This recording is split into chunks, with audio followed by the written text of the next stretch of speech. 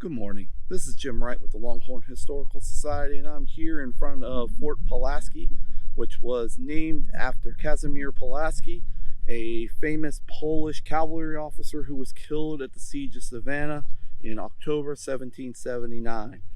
Today for Georgia on Location, we're going to talk about how the Union blockade and Fort Pulaski played into a role of the blockade being successful. So sit tight and enjoy this Georgia on Location at Fort Pulaski. Here we go.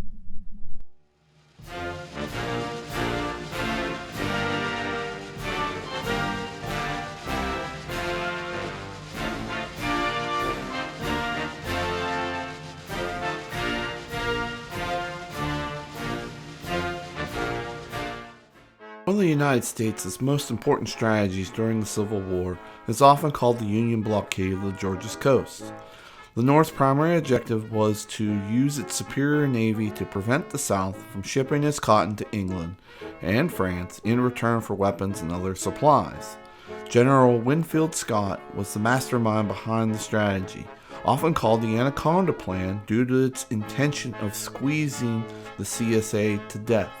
An anaconda is a type of snake that uses constriction rather than venom to kill its prey.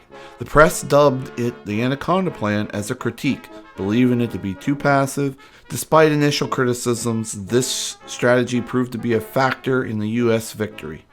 In addition to blockading the southern ports, the Union would take the Mississippi River, which would cut the Confederacy into two, then push eastward to the railroad hub of the South of Atlanta, and while that is going on, try to take the political capital of Richmond, Virginia.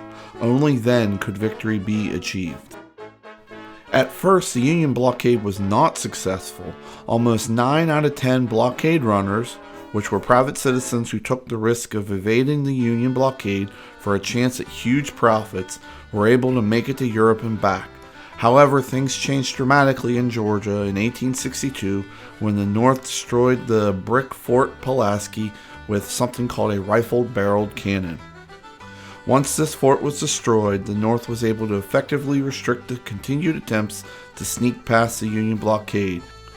Once that happened, they began to take the forts along the southern coast, and the blockade runners became unsuccessful. So at the beginning of the war, the blockade runners were successful, but as the Anaconda slowly tightens its grip, the Confederacy slowly suffocates to death. This strategy would be one of the key strategies that leads to the American Civil War ending with a Union victory. This is Jim Wright with Georgia on Location at Fort Pulaski. Have a wonderful day. Bye.